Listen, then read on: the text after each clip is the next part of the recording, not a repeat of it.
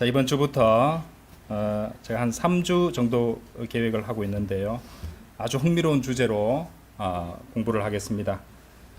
제목은요, 황금에 관한 심오한 진리들. 황금에 관한 심오한 진리들이라는 그런 주제로 공부를 하겠고요. 역시 제가 이제 몇 년 전에 이 진킴 목사님 성경 강의를 들으면서 개인적으로 공부했던 내용을 바탕으로 준비를 했습니다. 자, 오늘 본문 말씀은요, 요한계시록 21장 10절부터 18절까지입니다. 요한계시록 21장 10절에서 18절까지입니다.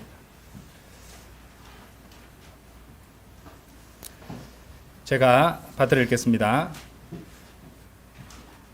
그리하여 그가 영안에서 나를 거대하고 높은 산 하나로 멀리 이동시켰고 그 위대한 도성 곧 거룩한 예루살렘을 나에게 보여주었는데 하나님께로부터 하늘에서 내려오고 있었으며 하나님의 영광이 있었더라. 그리고 그녀의 빛은 지극히 보배로운 하나의 보석과도 같았으니 곧 하나의 벽옥 같고 수정같이 막더라.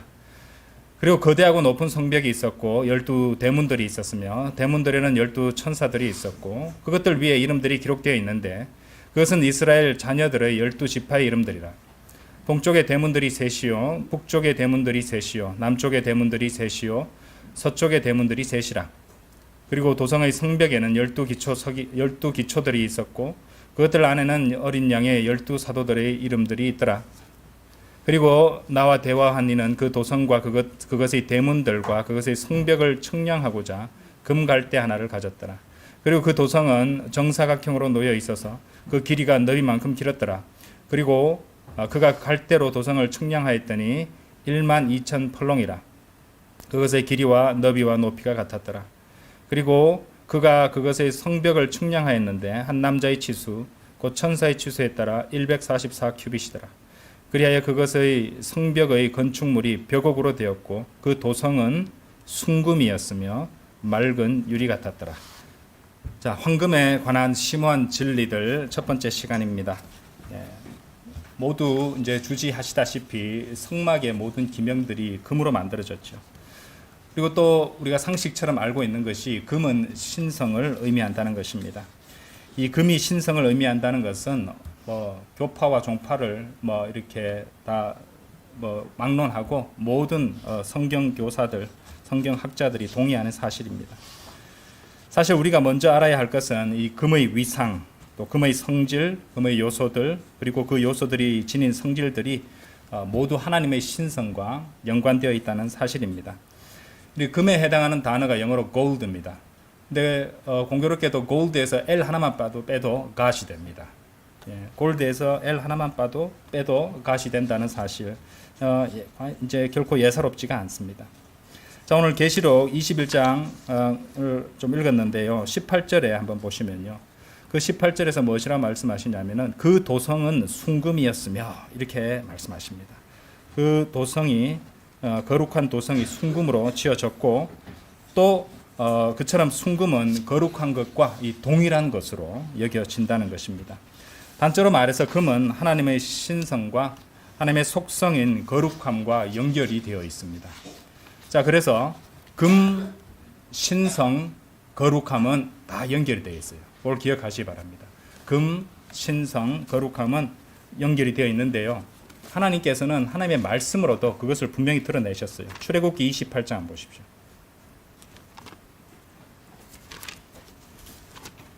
출애굽기 28장.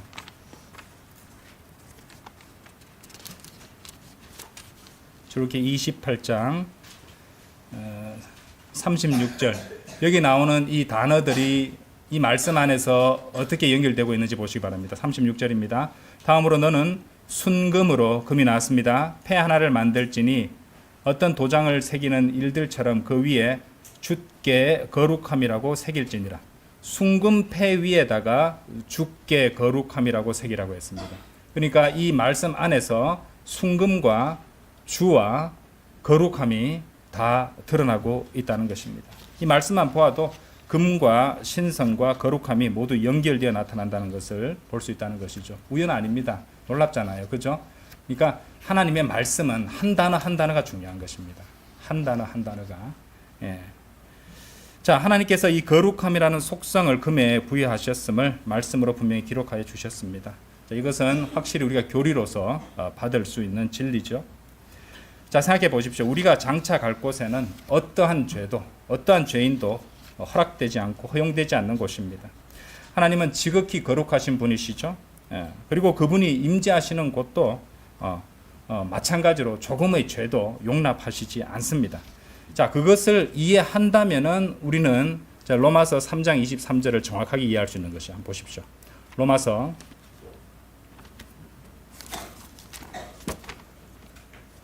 3장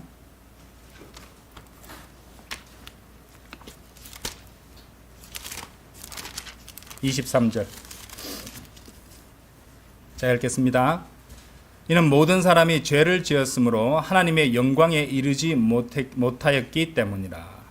그러니까 죄 때문에 하나님의 영광이, 하나님의 임재가 계시는 곳으로 이를 수가 없단 말입니다. 이를 수가 없다는 것이죠. 자, 이 말씀은 어째서 이 은혜 시대에 우리가 예수 그리스도를 믿는 것으로, 오직 믿음으로만 하나님의 의를 소유하여 구원받을 수 있는지를 또 설명하고 증명해 줍니다. 아무리 선하고 남들 보기에 거룩하며 온갖 선행을 다 행하는 사람이라 할지라도 그 사람이 아무리 그렇게 애를 쓴다 할지라도 하나님의 거룩하심에 도달할 수 있겠습니까? 도달할 수 없습니다. 이미 죄성을 갖고 죄인으로 태어나기 때문에 걸레와 같은 인간의 의를 아무리 내세운다 할지라도 그 사람은 하나님 앞에서는 여전히 죄인입니다. 자, 100번 양보해서 이렇게 한번 가정해 봅시다. 어떤 사람이 99.9% 거룩하다고 합시다. 그 0.1%만 문제가 있는 것이에요. 그런데 하나님 보시기에는 그 0.1% 때문에 그 사람은 영원히 불길에서 고통받아야 합니다. 0.1% 때문에. 그러니까 인간이 내세우는 어떤 선행과 의지와 거룩함으로는 결코 하나님의 영광에 이르지 못한다고 되어 있습니다. 로마서 3장 23절에서 그렇게 말씀하시잖아요. 그죠? 그래서 자신의 행위에 의지해서 하늘에 간다고 조금이라도 생각하는 사람이 있으면 그거 틀린 거잖아요. 그렇죠? 조금의 이 정도 했으면 받아주시겠지. No, 아닙니다. 100% 아니면 안 되는 거지. 사람들 그렇잖아요. 내가 죽을 때가 다 되니까 평생 모은 재산을 갖다가 이제 이 좋은 곳 일에 써달라고 기탁하면은 이 정도 했으니까 내세가 있다면 나를 좀 좋은 데로 안 보내주겠나. 이제 그런 마음이 있을 겁니다. 아니요. 0.001%라도 문제가 있으면, 죄가 있다면 그 사람은 그 0.001% 때문에 영원히 고통을 받게 됩니다. 벌을 받게 됩니다. 왜? 영원히 살아계신 분한테 죄를 지었기 때문에 그렇습니다. 그렇죠? 어쨌든 지금 이제 그 얘기를 하는 것이 아니고요. 자, 어쨌든 지금 이 세상을 한번 보십시오. 이 우리 금 얘기를 하고 있잖아요. 이 세상의 금 대부분은 누가 소유하고 있습니까? 죄인들이 소유하고 있습니다. 이 땅 위의 금들은 죄인들이 다 소유를 하고 있습니다. 하지만 장차 하나님께서는 이 하늘에 있는 금, 그죠? 그 하늘에 있는 금과 죄, 그리고 죄인들을 완전히, 그러니까 금과 죄와 죄인들을 다 분리시키실 것입니다. 금과 죄와 죄인들을 분리시키십니다.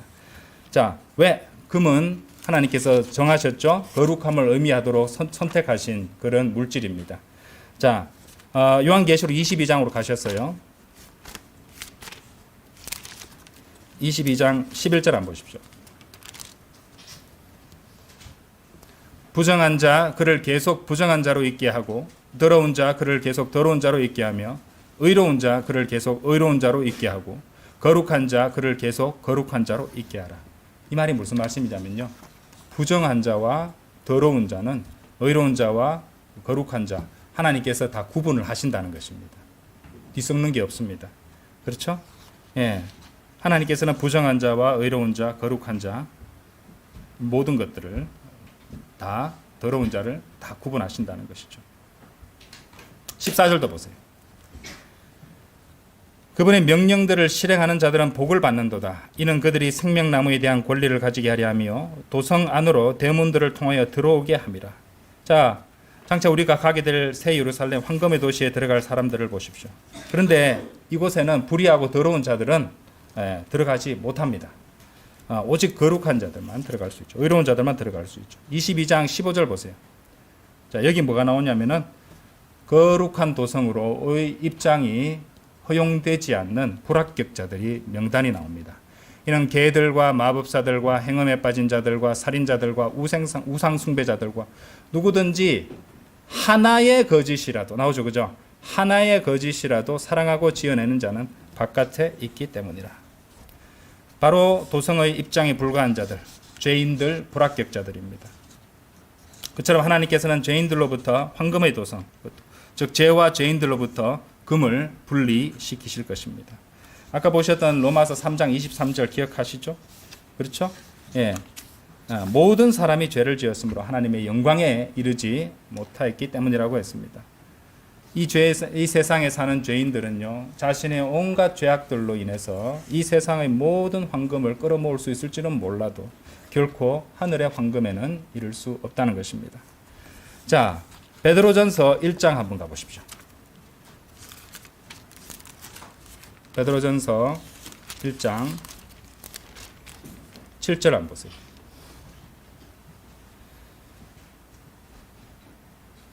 너희의 믿음의 시련이 불로 정련될지라도 사라지는 금의 정련보다 더욱더 귀하여 예수 그리스도께서 나타나실 때 칭찬과 존귀와 영광으로 발견되게 하려 함이라라고 했습니다. 자, 이 말씀 베드로전서 1장 7절 말씀을 보시면은 하나님께서 그분의 영광과 금을 서로 비교하고 또 연관시켜서 말씀하시는 것입니다. 여기도 금이 등장하고 있잖아요. 그렇죠? 우연 아닙니다. 그래서 불같은 시련과 고난을 통해서 단련된 금보다 더 귀하게 나타난다고 그렇게 말씀하시는 것이죠. 그렇습니다.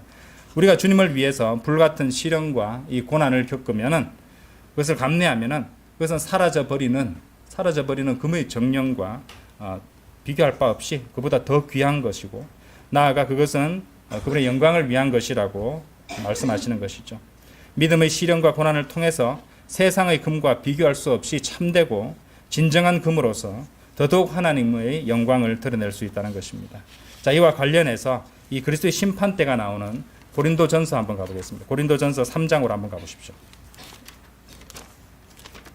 고린도전서 3장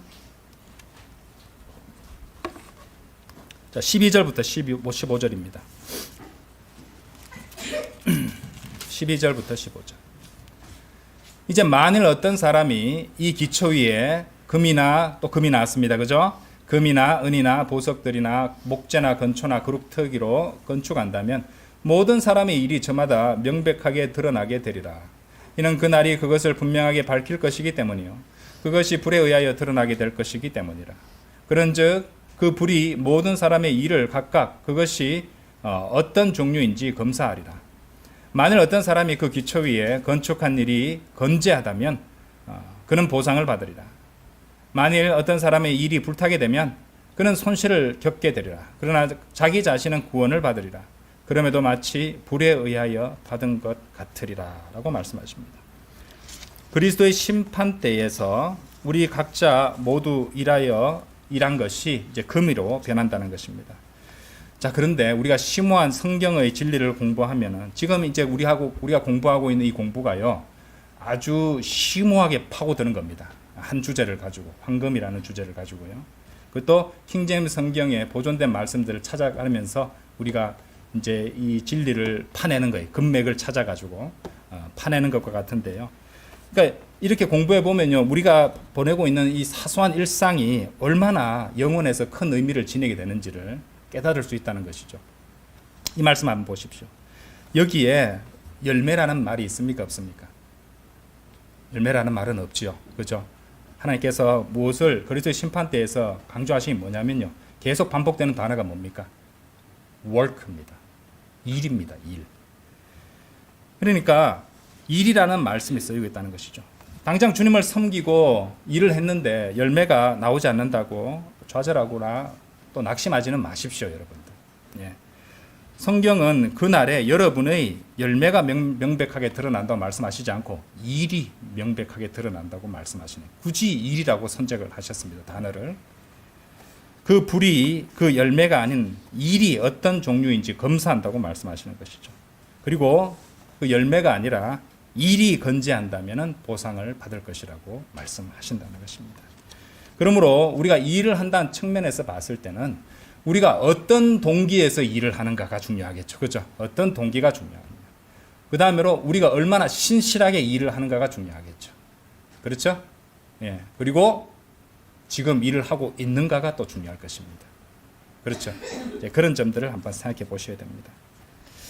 자, 어쨌든 여기 말씀에 나타난 금이 이제 또 보이죠? 말씀에도 금이 나타납니다. 주님께 영광을 돌리는 우리 섬김이 또 역시 금과 연관되어서 나타난다는 것이죠. 그렇죠? 이쯤 되면은 금에게 이 금이 예사롭지 않을 겁니다. 그렇죠? 어째서 이렇게 계속 금을 반복해서 설명하실까? 그렇죠? 자, 핵심은 거룩함이 금과 연관된다는 것이고요. 죄는 금으로부터 분리된다는 것입니다. 그리고 금은 하나님의 신성과 거룩함 그리고 영광과 직결되어 있는 것이고 그것은 어떠한 죄도 허용하지 않는다는 것이죠. 이제부터 아주 흥미로운 얘기를 말씀드리겠습니다. 러크만 박사님은요, 이 창세기 2장을 통해서 이제 거기서 아담이 지어졌을 때 아담이 금의 형상을 지니고 있었을 것이라고 이제 설명한 바 있습니다. 창세기 2장 한번 가보십시오. 자, 이제부터는 못 들어보신 분들도 있을 것입니다. 자, 2장 7절. 7절부터 읽겠습니다. 그리고 주 하나님께서 토양의 진토로 사람을 형성하셨으며 생명의 호흡을 그의 콧구멍 속에 불어 넣으셨더라. 그러자 사람이 하나의 살아있는 혼이 되었더라. 그런 다음에 주 하나님께서 에덴 동쪽에 동산 하나를 세우셨더라. 그리고 그분께서 친히 형성하신 남자를 거기에 두셨더라. 그리고 주 하나님께서 보기에 즐겁고 양식으로 좋은 모든 나무를 저마다 그 지면에서 자라게 하셨더라. 생명나무도 그 동산의 한가운데 자라게 하셨으며 선악의 지식의 나무도 그러이 하셨더라. 그리고 동산에 물을 대기 위하여 강 하나가 에덴에서 흘러나갔더라. 그런즉 거기서부터 그 강이 분화되어 4개의 발원지가 되었더라.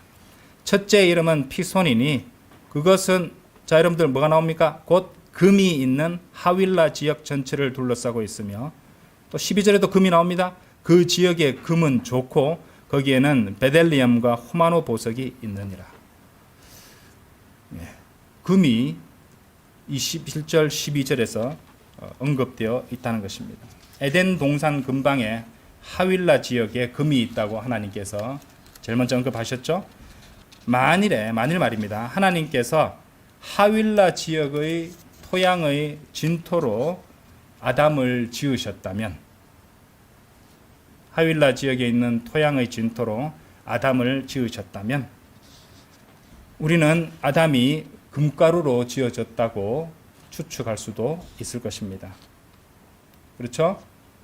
그런데 놀랍게도 헐리우드 영화에도 보면은 온몸이 황금빛으로 빛나는 캐릭터들이 등장하고 있습니다. 우연일까요? 그거는 그 정도만 얘기하고요.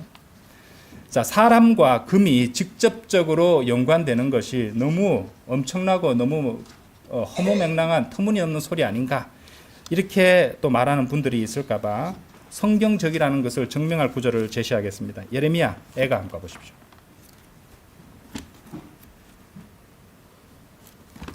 예레미야 애가 4장입니다.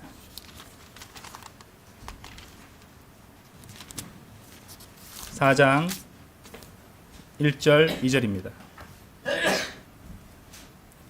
어떻게 금이 흐릿해졌는가?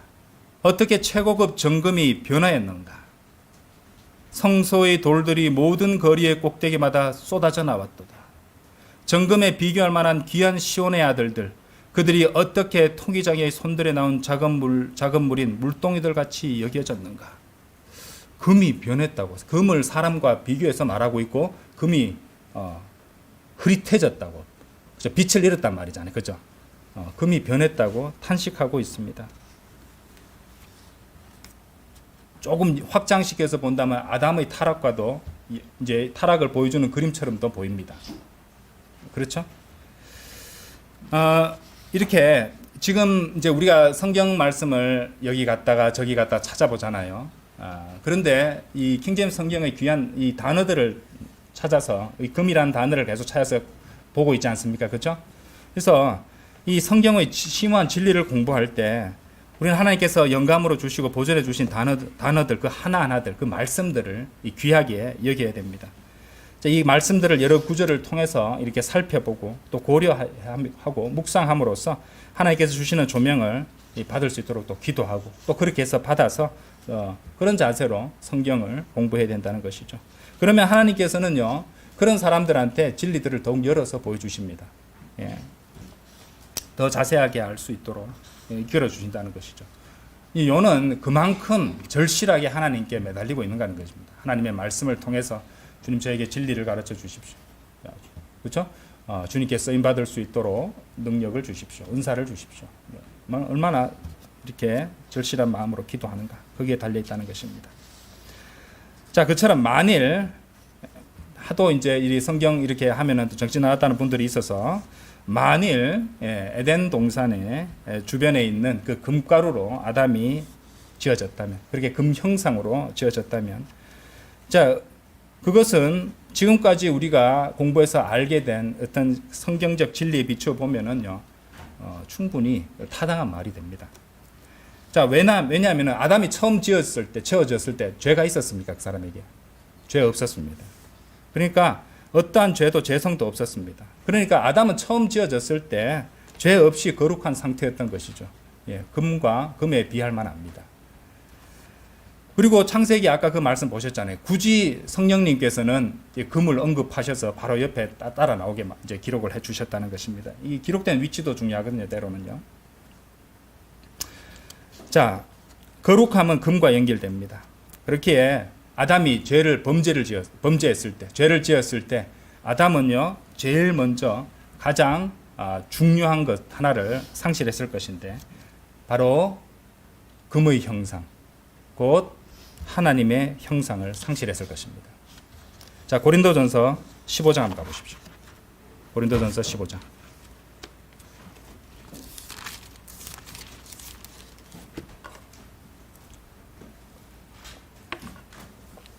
(15장) 49절.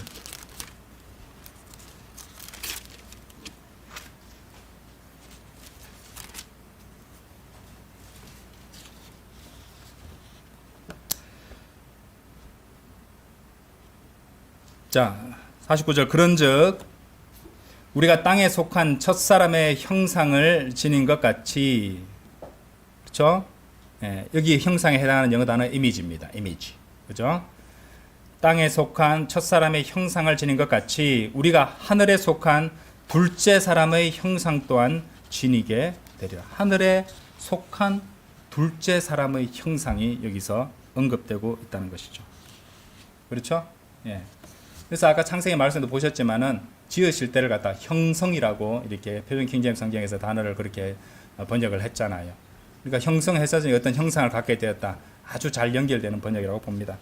자, 우리가 방금 보셨던 고린도전서 15장 49절 말씀대로 이 주 예수 그리스도 안에서 구원을 받았다면 그 사람은 하나님의 형상이 회복되는 것이죠.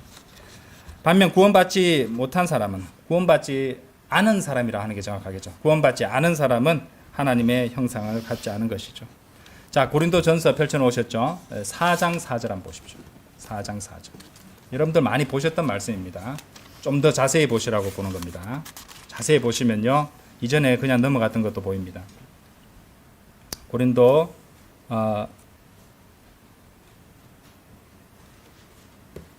고린도전서, 후서, 잠깐만요.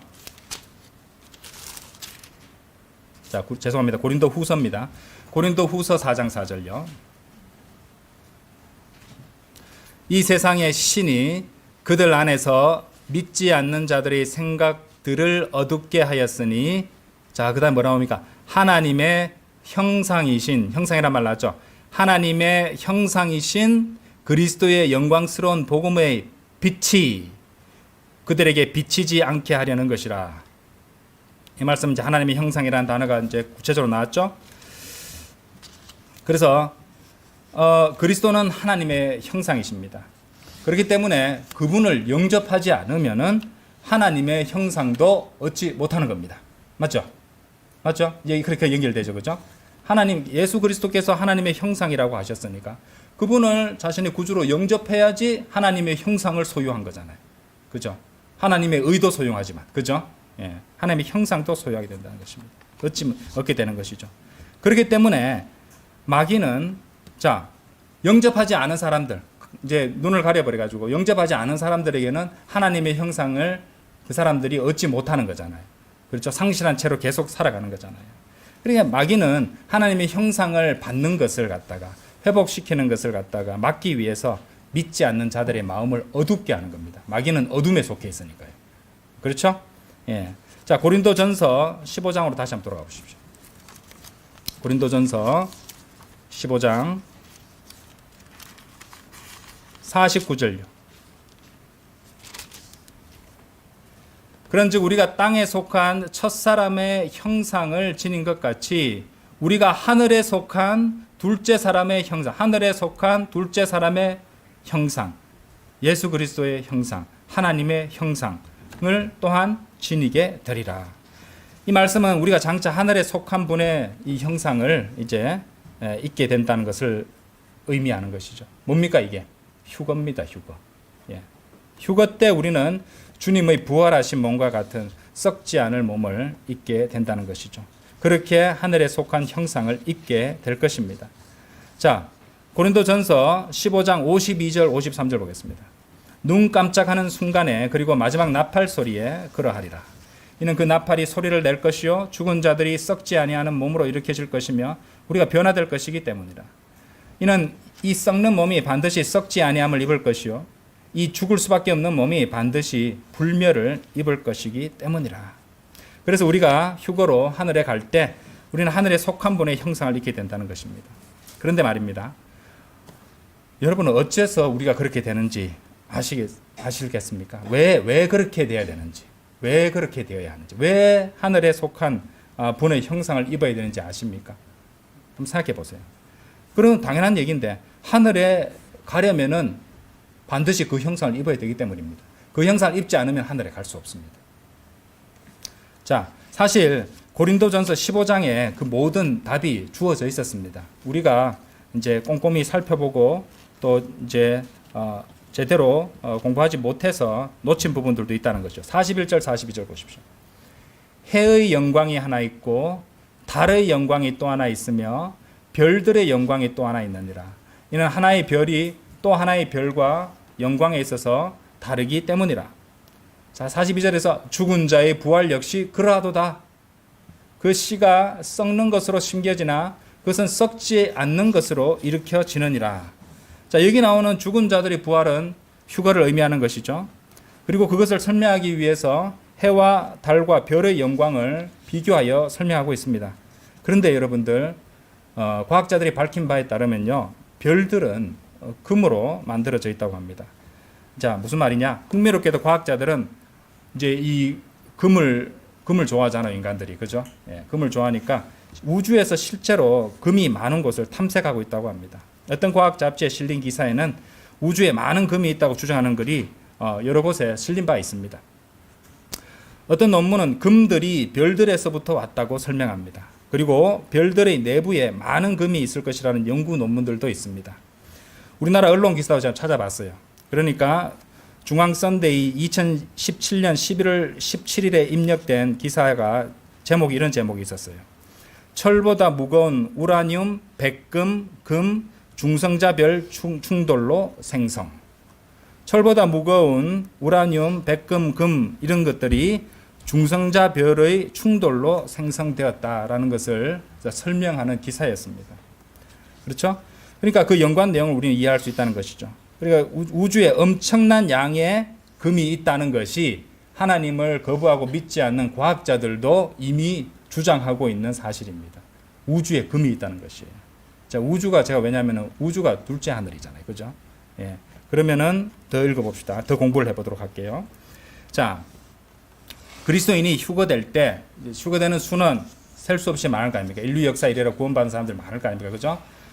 그리고 그러니까 이제 교회 시대 구원받은 사람들이 굉장히 많을 거잖아요. 그때 휴거될 때 셀 수 없이 많을 것인데 우리들이 그와 같이 이제 빛나는 이 정금과 백금 같은 별들의 영광을 입으려면 그러니까 아까 별들의 영광에 비유했잖아요. 그죠? 해의 영광, 달의 영광, 별들의 영광이라고 했는데 그런 정금과 백금 같은 왜 아까 제가 별과 금을 연관시켰잖아요. 그죠? 그런 영광을 입으려면은 당연히 우주에는 많은 금이 있어야 될 것이란 말입니다. 그러니까 성경을 보면 심지어 천사들도 별들에 비유되는 그런 것을 볼 수 있다는 것이죠. 그러므로 장차 우리가 별들처럼 빛나게 될 것이라는 것은 실제적인 예언으로 받아도 되겠습니다.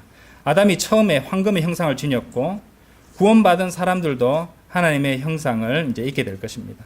지금 하나님의 형상을 갖고 있고 그것이 드러난다는 것이죠. 그죠? 우리 하나님의 형상이 우리 주머니에 들어있지만은 우리 형상을 받았지만은 그것이 나오기 전까지 사람들이 볼 수 없잖아요. 그죠? 예. 그런 식으로도 이해를 할 수 있는 것입니다. 그런 의미에서 구원받은 사람들도 하나님의 형상을 갖고 있다고 할 수 있습니다. 그리고 우리 구원받은 성도들의 형상도 하늘에 속한 분의 형상처럼 될 것입니다. 그래서 그야말로 금으로 가득 채워진 별들처럼 될 것입니다.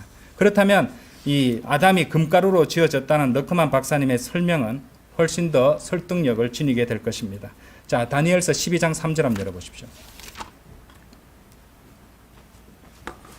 우연히 기록된 게 없습니다. 성경에는. 다니엘서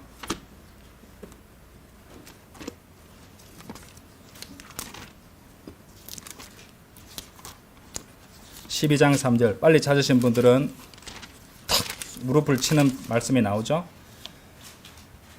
그래야 지혜로운 자들은 궁창의 광명같이 빛나리라. 광명같이 빛나리라. 그리고 많은 이들을 의로 돌이키는 자들은 뭐라고요? 별들같이 영원 무궁토록 빛나리라. 굳이 하나님께서는 별들같이 영원 무궁토록 빛나리라고 말씀하셨어요. 그렇죠?